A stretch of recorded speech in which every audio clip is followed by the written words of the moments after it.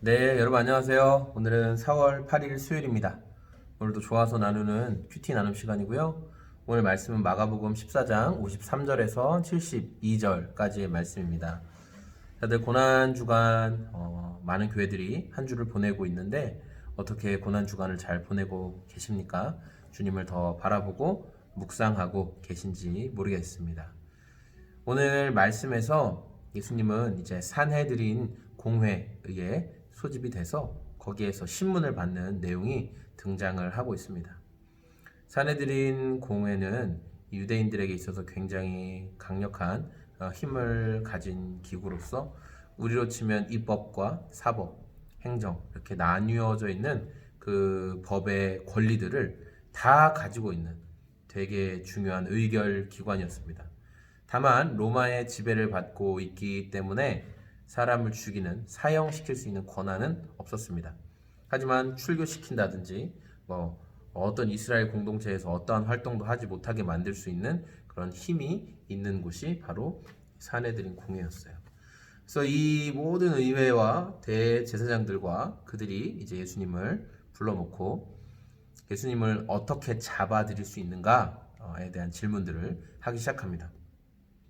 예수님이 잘 불리한 거짓 증인들을 많이 불러서 이렇게도 얘기하고, 예수님이 이렇게 한다고 했다, 저 사람이 3일 뒤에 한다고 했다, 어땠다 했다, 성전을 무너뜨리고 막 지은다고 했다, 막 이렇게 여러 가지 거짓 증인들을 세워서 말을 해요.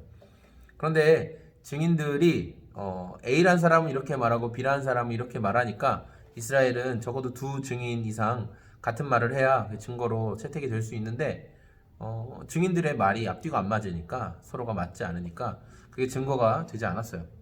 그런 상황에서 대제사장 가운데 한 사람이 나가서 예수님께 물어보죠. 61절에 그대는 찬양받으실 분의 그리스도가 맞습니까? 당신이 하나님의 아들 예수님이 그리스도가 맞습니까? 예수님의 이름이니까 당신이 하나님의 아들 그리스도가 맞습니까? 라고 물어보니까 예수님께서 인자가 전능하신 분의 오른편에 앉은 것과 하늘의 구름을 타고 오는 것을 보게 될 것이요, 이렇게 말했어요. 내가 전능하신 분의 오른편에 앉은 것과 내가 하늘에 구름을 타고 오는 것을 보게 될 것이요, 그렇게 말씀하니까 이제 대제사장들이 잡았다, 더 이상 어떠한 필요 없다, 이게 끝이다, 이 하나로 예수님을 완전히 걸어 넘어뜨릴 수 있겠다, 결정적인 증거를 발견한 거예요. 결정적인 증언, 예수님이 그렇게 말한 거예요. 예수님이 이 말을 하면 저 인간들이 그렇게 난리치고 예수님을 이제 드디어 덫에 집어넣었다라고 생각할 걸 모르셨을까? 아니요, 아셨죠.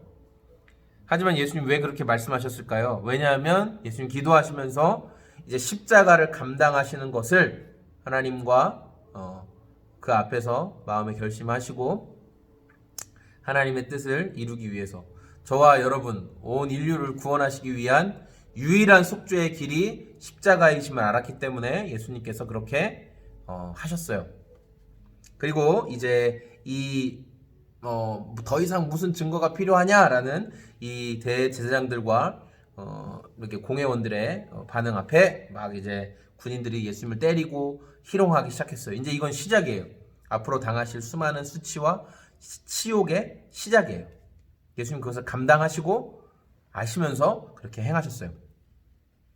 그런데 이 산헤드린 공의회가 왜 불법이냐, 예수님의 재판이 왜 불법이냐, 공회가 열려야 될 정해진 시간이 있고 끝나야 될 정해진 시간이 있는데 그 시간을 무시하고 새벽 시간에 진행이 됐어요. 열리면 안 되는 시간에 열렸고, 왜냐하면 더 많은 백성들이 밀란이 일어나고 난리를 칠까봐, 예수님을 변론할까봐 소수의 인간들이 모여서 날치기로 예수님을 없애버리는 의견을 결의해버린 거예요. 우리 날치기 그런 거 많이 들어봤죠? 날치기로 이 인간들이 그렇게 했어요. 이 일이 일어나고 있을 동시간에 베드로는 무엇을 하고 있었냐? 그래도 예수님을 따라가서 예수님이 어떻게 되고 있나 좀 보고 있었어요.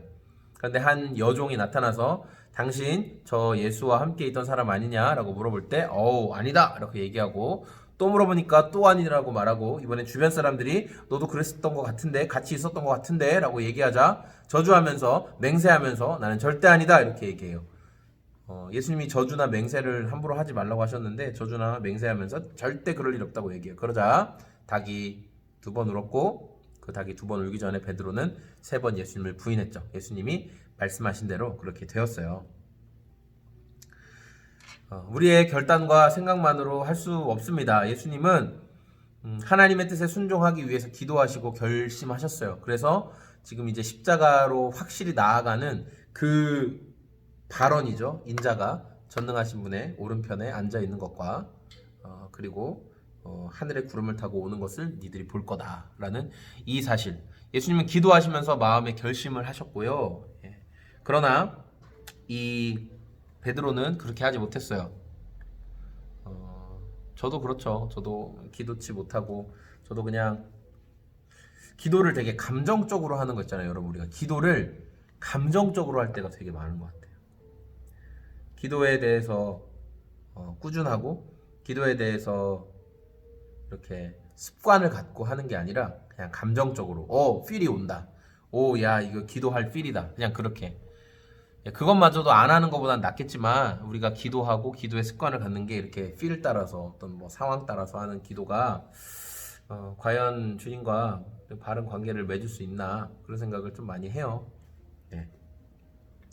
어쨌든 예수님을 2번, 3번 모른다고 배신했던 베드로는 그 일이 생각이 나요. 닭의 울음소리와 함께 퍼뜩 딱 생각이 났어요. 예수님께서 나에게 이렇게 말씀하셨는데, 그러면서 그가 이제 눈물을 흘리는 것을 보게 됩니다. 엎드려서 울어버린 베드로, 그리고 이 눈물이 그래도 결정적으로 베드로가 다시 예수님 앞에 돌아오는데 저는 결정적인 그 시작이 되었다고 생각을 해요. 유다는 후회는 했지만 예수님께 돌아오지 못하고 후회하고 자기가 스스로 목숨을 끊었고, 베드로는 그 눈물로 인해서 주님 앞에 자기가 참 염치 없는 인간이구나 라는 것을 알고 있었어요. 그러나 부활하신 주님 찾아가셔서 그를 다시금 회복시켜 주신 내용들을 볼 수 있어요. 그러니까 우리가 필로 감정대로 이렇게 하다 보면은 이렇게 기도하는 거, 그리고 주님과 견고하게 함께 지내는 것이 되게 약해지는 것을 좀 많이 볼 수 있는데, 여러분은 어떠십니까? 혹 요즘 여러분의 삶을 돌아봤을 때, 그리고 저의 삶을 돌아볼 때 주님 앞에서 흘렸던 그런 눈물, 내 문제가 잘 해결이 안 돼서 나는 이런 걸, 나는 억울하고 저 사람이 나를 힘들게 하고 막 그런 속상함 가운데 막 분노와 막 그런 어떤 탄원과 그런 것 가운데 나는 눈물이 아니라 내 안에 예수님을 향한 우리가 또 그 고난 주간을 보내면서 주님의 십자가 그 놀라운 은혜 이런 걸 생각할 때 그냥 너무 익숙하니까, 이제 여러분 신앙생활 한두 해 하시는 것도 아니잖아요.